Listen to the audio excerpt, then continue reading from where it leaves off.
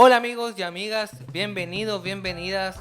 Estamos a un nuevo programa que tenemos hoy día con Karina Ibarra en Política, Astrología y Derecho. Estamos a día martes 20, estamos a un día del Día del Abogado, que en verdad no nos preocupa, O abogada. o abogada, que dice más relación con, bueno, no sé, se asocia con el 21 de mayo por Arturo Prat, según entiendo, pero Justamente. en verdad para mí las glorias navales no tienen nada de gloriosa, hay como... Creo que la historia del ejército de Chile es más infame que glorioso. De hecho, el otro día conversaba con un amigo por un hito poco conocido de la Guerra del Pacífico, el 21 de mayo, una vez que se hunde la Esmeralda. En la bahía de Iquique queda la Covadonga y creo que los Cochrane, si no me equivoco. Y al enterarse del hundimiento de la Esmeralda, deciden dejar la bahía y antes de dejar la bahía, bombardean Iquique a la población civil. Así que ahí está el hito heroico de la Armada chilena para el 21 de mayo, que no se nombra. ¿Cómo estáis, Karina? Oye, yo estoy contenta porque vengo de un país que no tiene fuerza armada. ¿Tú sabéis que Costa Rica no tiene fuerza armada? Ay, mira, qué maravilla. Yo decía, tanta plata nosotros gastamos Qué raro, manteniendo... Pero es que no es tan raro. ¿eh? Yo sé que en esta parte me voy a ir lo que mi amigo de repente cuestiona, que son las energías, pero es un país tan lleno de naturaleza. Imagínate que el 0,4% de la diversidad de la naturaleza está solo en Costa Rica. Hay un dicho que dice que Costa Rica, cuando Dios, el creador, lo que tú quieras creer, el gran universo, el Big Bang, lo que sea, Pensó en el Edén, pensó en Costa Rica. claro, repartió las bellezas. Dicen que Costa Rica se repitió a la fila, porque realmente es impresionante. O sea, yo estuve en poquitos lados, alcancé a conocer poquito y todo es demasiado. O sea, vi volcanes, vi termas, vi selva, vi ríos, playas paradisíacas. Y claro, o sea, tú dices, ¿quién quiere guerra? O sea, ¿cuándo estamos en guerra? Cuando en verdad hay infelicidad. Y como ellos están conectados con la naturaleza de manera permanente, no sé cómo ni por qué, que va a ser una tarea ahí para averiguarla, pero no hay fuerza armada. O sea, y de hecho la policía, la mayor policía que uno veía es policía turística, súper tranquila, súper piola, así un país, pero maravillosamente. Donde hay policía y ejército hay problemas. Siempre. Sí, siempre. Todo. Hay que ver lo que Y pasó en pasé el por un Monumental. lado, para adentrarnos al siguiente tema, que era donde se iba Escazú. Justamente le saqué de hecho una fotito, porque ahí es precisamente donde se celebró el acuerdo de Escazú en el año 2018. ¿Y por qué? Porque justamente como Costa Rica está tan llena de naturaleza, tan llena de riquezas naturales, se ha dado estas malas prácticas de persecución a defensoras y defensoras del medio ambiente, de los recursos naturales, a través de grandes empresas petroleras, cupríferas, Coca-Cola, etcétera. Y por eso sale desde ahí. Entonces, evidentemente, este acuerdo internacional al que el 2022 Chile suscribió, ratificó, depositó y todo eso que te enseñan en el derecho internacional, se celebró allá, en Escazú, que queda en Costa Rica. No obstante, estamos al debe porque si bien se dictaron más de 34 medidas para la implementación de la participación ciudadana, de ver en definitiva cómo se va a llevar a cabo estas medidas, y lo comentábamos el otro día a propósito del tema que vamos a hablar. A la fecha eso no se ha visto de manera visible resultado. Todavía haya 6 meses de la separación de Julia Chuñil, no ha existido un fiscal que tenga una dictación a cargo, no ha existido un equipo especializado. Aparecieron, como lo nombramos igual en el último programa, partes animales muertos, y eso la verdad es que nadie le da tribuna, pese que estamos suscritos a ese tratado internacional y no vemos la parafernalia ni la orquesta que le prestan los medios de comunicación a otro tipo de asuntos que vamos a hablar también, como el de Procultura. Mira, a mí esta situación de Julia Chuñil es lamentable porque nosotros lo comentamos regularmente acá en este podcast. No hay avance en materia de investigación, al contrario, el hostigamiento a las familias, y en verdad como que los hitos en lo que está pasando con Julia Chuñil lo dan más las organizaciones sociales o quienes están luchando o peleando por su aparición con vida. Y yo creo que por ejemplo, en ese marco es que el 6 y 7 de junio va a venir la familia de Julia Chuñil acá a Antofagasta. Vamos a hacer a través de la agrupación Providencia, otra organización, la Defensoría Popular, una exposición junto a los familiares para hablar acerca de la desaparición forzada de personas en democracia. Y también se va a realizar una asamblea el día 7, que es una asamblea de continuidad de una asamblea que estuvimos este fin de semana. Junto con Karina participamos el día sábado 17 en una asamblea medioambiental convocada por la agrupación Noa Comahue, junto a otras organizaciones para tratar de organizar o hacer algo, pasar a la acción en materia medioambiental y además en otras materias sociales. Yo creo que estuvo muy buena porque creo que hubo personas muy interesantes o gente que daba cuenta de luchas muy interesantes, tal sustentable, gente de Tocopilla Digna, esta chica activista trans que se llama Sacha, que también hizo, a mi parecer, un comentario muy interesante sobre la necesidad de unir las luchas que al contrario de estar divididas, en verdad hay que unirlas. Rudecindo Espíndola de San Pedro de Atacama, de Toconao, también en el mismo sentido. Y nosotros como Defensoría Popular también nos presentamos en la asamblea. Nos parecía igual relevante participar porque si hay algo en lo que nosotros queríamos desarrollar era que esta institución que estamos formando sirva para ponerse a disposición de la movilización y de las luchas, que para eso creo que es clave. Si están haciendo una forma de coordinación nueva acá en Antofagasta, que creo que no teníamos instancias de coordinación y así de discusión hace mucho tiempo, creo que es sano que nazca al alero también de una naciente Defensoría Popular. Y además, o sea, digamos, incipiente y naciente, sí, como de manera jurídica, porque en cierta forma, y lo hemos explicado otras veces, cuando tuvimos el estallido social, asumimos nosotros la representación y defensa de casas judiciales. Lo que pasa es que ahora nosotros queremos hacerlo más extensivo a lo que dice Daniel y que son a instancias de conversación. O sea, la democracia se construye a partir de que queremos todas, todes y todes.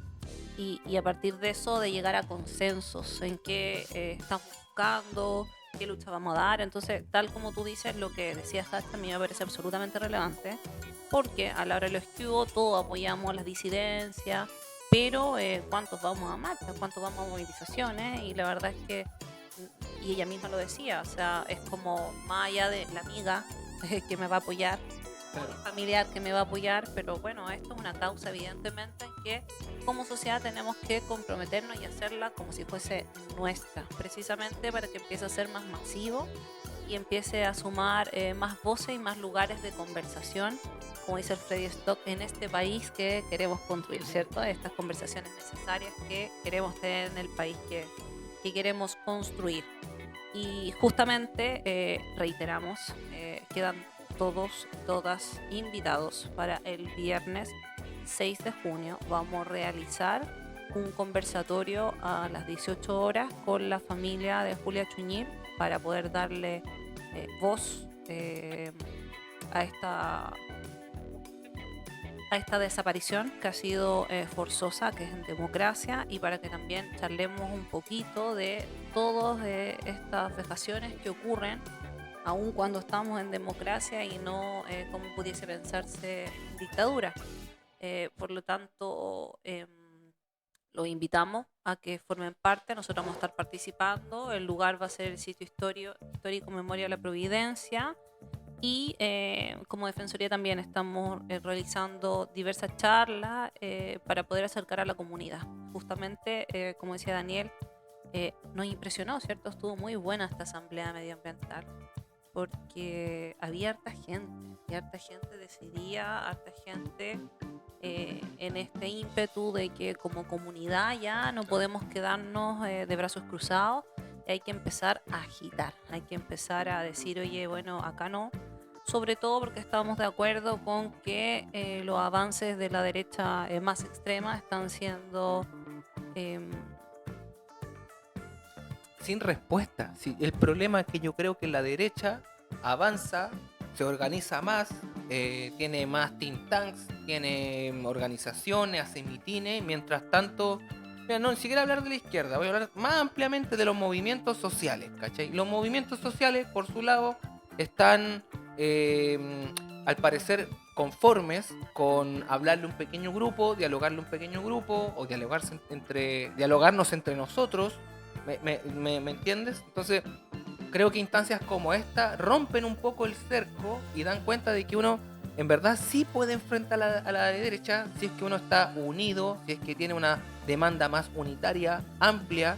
Y yo creo que en ese sentido está bueno, porque la línea del desarrollo de las cosas no está en favor de nosotros. Yo creo que al contrario, en buena hora se forma esta coordinadora, porque existe toda una impulso político, legislativo, de establecer toda una serie de modificaciones legales que se ha discutido en torno a la permisología, que significa eliminar trabas, entre comillas, para poder desarrollar el crecimiento y la inversión. Pero eso a costa de facilitar proyectos de inversión productivos. Pues eso significa que, por ejemplo, estaba leyendo la columna de una chica, de Alejandra Parra, que es de la Red Acción y Derecho Ambiental, que hacía el ejemplo con un vertedero. Decía que con esta nueva ley marco de permisos sectoriales, que viene a flexibilizar criterios, se puede instalar un vertedero para 5.000 personas así, con el puro permiso sectorial. Hoy día te lo niegan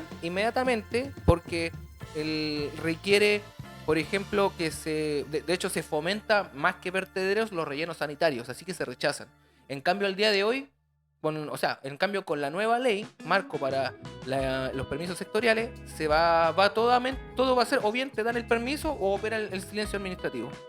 Entonces simplemente te los van a otorgar, e inclusive tú puedes hacer modificaciones posteriores al proyecto sin informarlo, sin avisar. Entonces ese vertedero para 5.000 personas fácilmente, sin avisarle a nadie, se puede duplicar, se puede convertir en un vertedero para 10.000 personas. Además se va a simplificar hay una ley de simplificación regulatoria y de promoción de la actividad económica, que va, por ejemplo, permitir la construcción de viviendas en humedales, o va a facilitar que las empresas puedan implementar ellos, según sus propios intereses, la aplicación de la ley de 40 horas. O sea, se le están entregando una serie de facultades bastante importantes a la empresa para hacer y deshacer con nuestros recursos naturales, para hacer y deshacer con nuestro trabajo, y eso en última instancia para hacer y deshacer con nuestras vidas. Entonces, terrible, porque a condición nuestra es cómo se va a sustentar el crecimiento del país en los próximos 10 años. Si el gobierno, el Estado chileno tiene un debate porque hace 10 años no hay crecimiento, quieren romper esa aguja. Yo creo que toda la gente dice, bueno, qué bien, porque si hay crecimiento, crecemos todos, pero Claro. lamentablemente los únicos que crecen son los empresarios. Crecen solamente los empresarios. Ya tenemos qué pasó en los últimos 10 años con Mejillones, por ejemplo, con Tocopilla. Entonces el tema es que los que van a enfrentar estas condiciones justamente van a ser los luchadores ambientales: Alejandro Castro, Macarena Bardé, Julia Chuñil. Y yo creo que, y el problema es que con estas circunstancias nos va a tocar a nosotros defender el medio ambiente. Y yo no quiero ni ser ni Alejandro Castro ni Macarena Valdés. Yo creo que en verdad todos los que luchamos por los derechos sociales, el medio ambiente, queremos garantía también para nosotros, y además juicio, castigo, que aparezcan los responsables, y también aparición con vía Julia Chuñil. Entonces para mí como que hay un proceso de leyes, de debate legislativo muy apurado para facilitar las inversiones, para facilitarle a los empresarios la generación de negocio, el saqueo medioambiental, a costa de la vida de nosotros, a costa de que zonas de sacrificio sean más sacrificadas todavía. Y eso, Dani, es como una tendencia, no solamente a nivel medioambiental. El otro día, y lo comentaba también en la charla, estaba viendo un debate a propósito de la modificación de las causales de flagrancia, en donde se autorizaba a que los particulares, por ejemplo, pudiesen quitarle las armas y retener a las personas con armas a los detenidos. O sea, un ciudadano, una detención ciudadana. Claro, muy bien pasada de revoluciones. O lo mismo las reglas del uso de la fuerza, que también tienen un debate. Para allá mismo quería ir a propósito de este último caso que salió en las noticias de un funcionario municipal, no me acuerdo si era Recoleta o Vitacura. De la Reina. De la Reina, ¿viste? Una comuna así. en donde había sacado una pistola, él había disparado a un chiquillo, creo que entre 24 y 26 años, bombero, a título de, ¿quién sabe? De desorden público. Bajo ese motivo, el tipo saca el arma, deja a 4 heridos y a un muerto.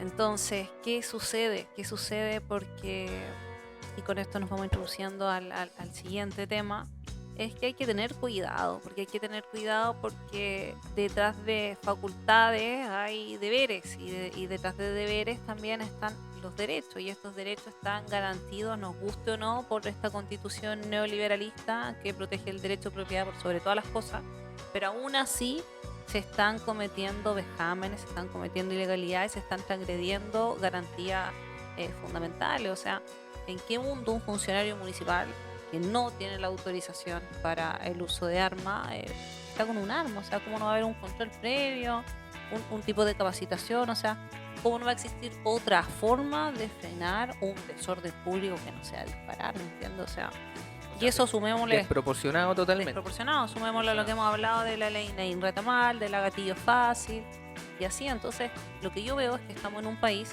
en donde, y lo veo también a nivel mundial, existe un colapso de todo, pero es precisamente por el sistema neoliberal que te obliga a trabajar más, que te da pocas tiempo o horas de ocio, de descanso. Entonces la gente está sobreexplotada y cansada además. Incluso, disculpa, no sé si tú has cachado este debatillo, debate grande, pero que anduvo dando vueltas sobre la natalidad. Bueno, sí. que Kast salió a decir, bueno, un bono para las mujeres. 1 millón. Pero hay un debate acerca de la natalidad. Y yo me digo, ¿cómo no? Si la gente en verdad no quiere tener hijos. Porque ¿con qué tiempo? ¿Con qué plata? ¿Con qué medio ambiente? O sea, ¿a qué mundo voy a querer traer hijos? ¿Cachai? Si no hay tiempo para la crianza, hay faltos de recursos. Y porque la promesa tampoco se cumplió. ¿Se acuerdan de que cuando nosotros estudiábamos, qué decían los papás o qué decía la tele o qué decía el colegio? No, mira, tú vas a ser profesional y vas a poder... todo bien y... Claro, y estudia, y ahora tenemos profesionales sobrecapacitados con 2, 3 postítulos, todavía sin la posibilidad de casa propia, con un auto comprado a 1000 cuotas, o viajes también en no sé cuántas. O desempleado, o trabajando en empleo basura. Precario, o donde no se toma en cuenta su calificación, digo, en call center, trabajando en farmacia, no sé, cualquier parte. Siendo que hay profesionales. Entonces, ¿qué pasa? Que existe tal punto de evolución, así lo siento yo, que la paciencia es muy chiquitita, y como es muy poquita la paciencia, no se dan estos tiempos para sentarse a debatir en serio materias que requieren darle más de una vuelta y con personas que sean expertas en. ¿Por qué? Porque estamos dando todo el permiso precisamente para que cada vez como ciudadanos seamos más cohibidos en nuestro derecho de libertad, nuestro derecho de expresión, y sin que eso tenga como una contrapartida o una responsabilidad, por parte de la persona que comete este acto, esta ilegalidad, o sea, este funcionario.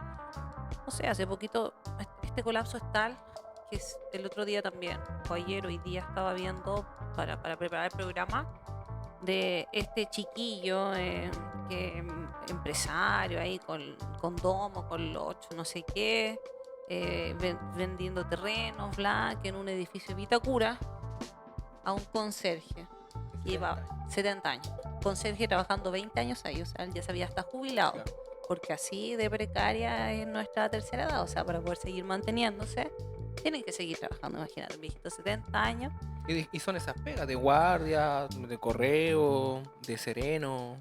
Y por una discusión, creo que a propósito de un cigarro, eso es lo que se le dio senda paliza. El caballero de 70 años está, además de moreteado que ha salido, tiene posibilidades de perder un ojo por la paliza. Entonces tú dices, bueno, estamos, yo te decía, en un nivel de evolución tal que yo siento que en cualquier rato esto explota. Y eso nuestros políticos y nuestros legisladores no están ayudando con el tipo de medidas que se están tomando, que cada vez son más represivas. Y justamente ese es uno de los temas que queremos hablar, porque dentro de todo este desaire, dentro de toda esta decepción, a veces hay rayitos de luz, ¿no, Daniel? Sí, exactamente. Yo creo que hay... Mira, hay cositas como que uno ve, por ejemplo, en la tele sobre protestas, marchas. Para mí lo de la asamblea es un pequeño hito que da cuenta de eso. La protesta de pescadores, aunque era por una ley, qué sé yo, pero era con método de la lucha de clase, en la calle, exigiéndole al Congreso. Para mí eso es una luz de esperanza. Pero a la vez, también tenemos de repente que el mismo régimen no entrega cosas. Pues nosotros toda la semana pasada estuvimos escuchando este caso Procultura, donde estaban involucrando al presidente y a gente ligada al Frente Amplio, que fue al menos lo que se montó en la prensa. Pero después uno revisaba mejores antecedentes y todo lo que tiene que ver con Procultura estaba más relacionado a la democracia cristiana que el Frente Amplio. Pero no es lo que quiero comentar. Yo quiero comentar el fallo de la Corte de Apelaciones de Antofagasta, que resolvió un reclamo que había hecho la fiscalía porque habían pedido un amparo. Perdón, Josefa Uneus, una de las personas que ni siquiera estaba como imputada, sino que era pareja de Alberto Larraín. Ni siquiera testigo. No era testigo. Lo que pasa, incluso el tema es que ella estaba en una lista, en el mes de octubre se solicita al juzgado de garantía la autorización de Antofagasta. De garantía Antofagasta. Se solicitan, creo que, la incorporación o en la investigación de 17 números de teléfono o 17 personas de interés. Entre medio, Alberto Larraín. Pero a Alberto Larraín le ponen un número de teléfono extra. Tienen como 3 números de teléfono que se le anotan. Y uno de ellos es de Josefina Uneus, pareja de Alberto Larraín, que hace 20 años tiene el mismo número de teléfono. Así que sospecha número 1. Después se presentan. El juzgado de garantía de Antofagasta autoriza, hacen las escuchas telefónicas y de repente los ratis están escuchando estas llamadas telefónicas y encuentran que este Alberto Larraín no suena como un Alberto Larraín. Y de hecho en el fallo la Corte de Apelaciones dice, mira, nosotros no sabemos cuál es la voz que tenga, el tono de voz que tenga Josefina Uneus, pero esto no parece ser Josefina Uneus, pues en ningún caso tiene relación con el es una voz de una mujer, dice. Exacto. Y no del Alberto Larraín, que era Alberto Larraín. Correcto. Entonces, es el strike 2. Y además, dame un ratito, Dani, para hacer una pequeña explicación, como para que nos vean, puedan entender. ¿Por qué el juzgado de garantía Antofagasta? Se preguntarán, porque los imputados, o el imputado, que es este psiquiatra, Alberto Larraín, no es de acá, evidentemente. Pero es porque acá en Antofagasta, al igual que en el sur, no me acuerdo si en Concepción o en Temuco, fueron los mayores casos de corrupción. La mayor cantidad de los casos fundaciones. De los casos fundaciones, correcto, justamente. Entonces, por eso, como ya existía acá en investigación más acabada, existían... De hecho, hemos tenido, acuérdate que Alex Seremi, de Vivienda, en prisión preventiva, la expareja de la Catalina Pérez investigada, una concejala también investigada. Entonces existen muchos tomos respecto a los cuales, además, el Consejo de Defensa del Estado se ha querellado a propósito de esta fraude que salió con los fondos Procultura. Entonces, esa es la razón por la que podrían estar relacionadas las causas en las que las autorizaciones se piden acá, porque ya existían causas iniciadas. Y que se hace, tal como tú dices, se solicita ante juzgado de garantía acá la interceptación telefónica de 17 celulares, en donde más de una línea pertenecía al foco investigado, que él sí tenía calidad de imputado, y que, como Daniel dice, es la expareja, o sea, es la excónyuge, ni siquiera está de manera actual. Entonces, porque yo recién decía un rayito de luz, porque sale un fallo que ha sido halagado y ha sido comentado más en los medios porque fue contundente en varios aspectos. Uno de ellos lo decía Daniel, así que... No, mira, un aspecto era algo que reclamaba... Mira, yo al leer el fallo lo encontré un fallo muy interesante porque reclama particularmente el rol de la fiscalía y el rol del juzgado de garantía, además de lo que hacen las policías. acusa una ilicitud ramplona, o sea, así en esos términos, ramplona, que no fue advertida por el juzgado de garantía. O sea, era una ilicitud que se notaba a simple vista, saltaba a la luz. También reclaman que las explicaciones vertidas por parte de la Fiscalía para sostener el argumento de por qué necesitaban ellos, en virtud del principio de objetividad, mantener la investigación sobre estas personas, a pesar de que no tenían nada que ver con Alberto Larraín, en términos de que no era Alberto Larraín la persona investigada, sino, o sea, perdón, es Alberto Larraín la persona investigada, no era efectivamente la persona de estos audios, es que acusaban que con las explicaciones la Fiscalía subestimaba la inteligencia de la Corte y de la población nacional. O sea, ¿por qué? Porque no les cabe en la cabeza a nadie de que si tú escucháis una voz que no aparece de hombre, es una voz que tiene toda la pinta de ser femenina, tú no seas capaz de advertir que efectivamente no es un hombre. Y después de 2 semanas se sigue escuchando y más encima se filtra lo eso. Registran, claro, y además se filtraron esa... Mira, y aquí es donde entraba el debate, disculpa, sobre si era política o no la cuestión de la persecución. Mira, vamos a leer ahí un párrafo de lo que estaba diciendo Daniel a propósito de comprobar que en definitiva la línea telefónica correspondía a una voz femenina, a un hombre. El fallo que acoge el amparo interpuesto por la defensa de Josefina Juneus precisamente dice, que es la Ilustrísima Corte de Apelación acá en todas.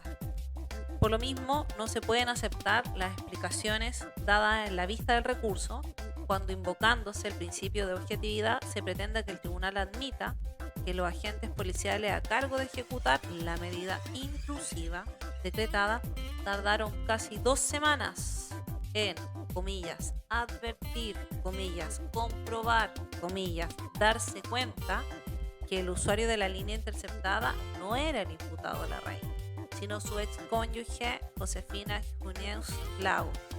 Lo cierto es que desconocemos, dice la Corte, el tono de la amparada y del imputado Larraín, pero resulta chocante aceptar que los funcionarios policiales fueran incapaces de descubrir que se trataba de una voz femenina y no masculina. Las explicaciones dadas subestiman no solo la inteligencia de los juzgadores, sino de cualquier ciudadano de la República. No pueden, desde luego, validar las actuaciones en referencia.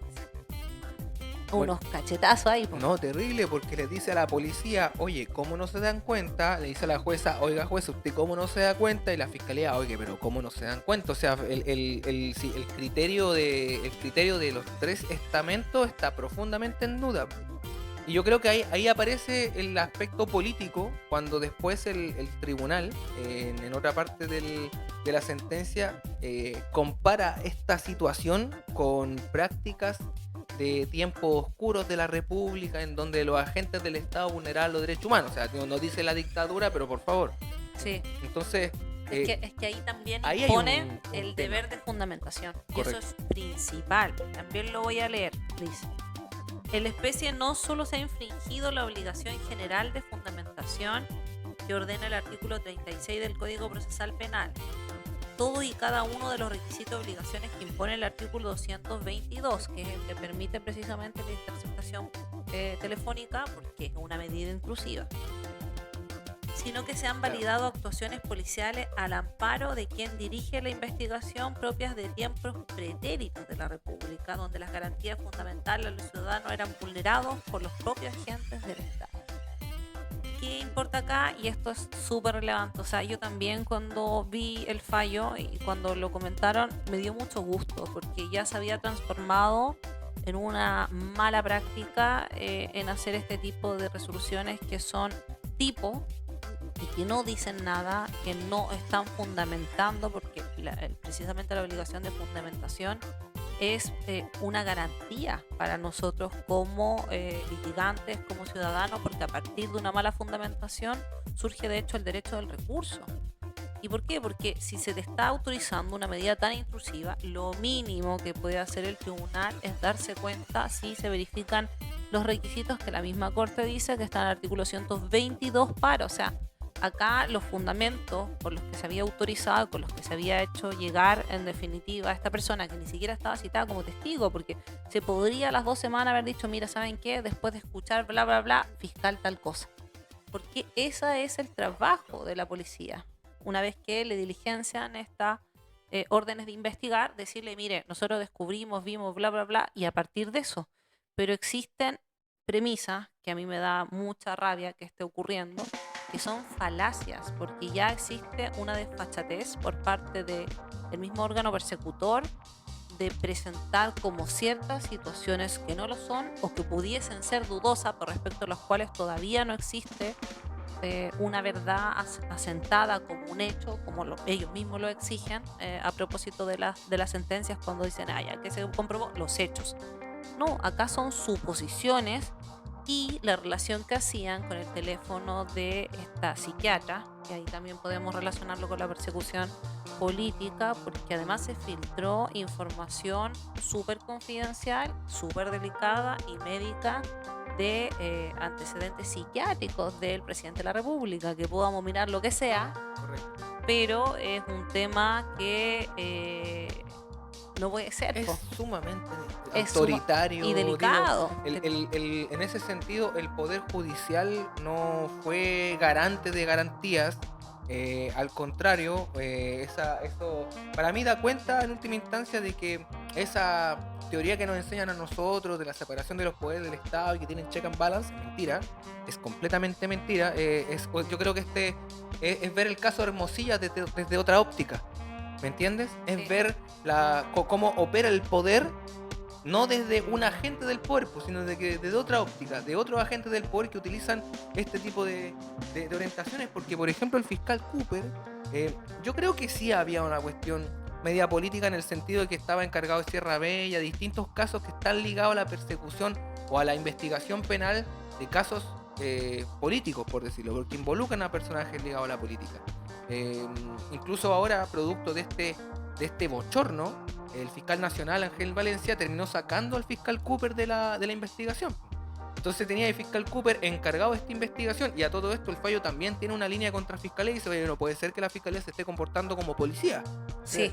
Y eso también un buen tirón de oreja para la fiscalía, justamente por lo que decías tú. Sigamos comentándolo eso. Mira, lo voy a leer para que sigamos con eso, porque eso a mí me parece, pero maravilloso. No, si es todo bueno el fallo. Todo bueno el fallo. Dice, ahora bien, desde ya resulta extraño que el acusador institucional se comporte como policía y no ajuste su actuación a la legalidad vigente.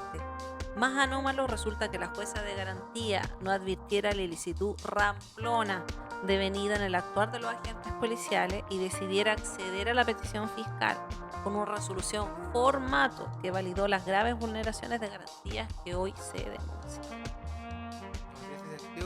Creo que un fallo que nos ayuda mucho a nosotros para defender garantías democráticas y debido proceso. Y creo que también le pone límites a la fiscalía en el sentido de que van a tener mucho más cuidado, o uno esperaría que ahora tuvieran más cuidado y que no acreditaran, porque mire, para la gente que nos ve y que no está relacionada con el mundo jurídico, sepa usted que el Ministerio Público tiene todas las facultades para investigar lo que sea. O sea, ellos, por ejemplo, podrían oficiar a Entel y decir, oye, ¿desde cuándo se usa esta línea? Bla, bla, bla, con qué cuenta se paga, de qué forma se paga, y a ellos le dan toda esa información, porque por mandato constitucional, precisamente, quien investiga, para bien o para mal, es el Ministerio Público.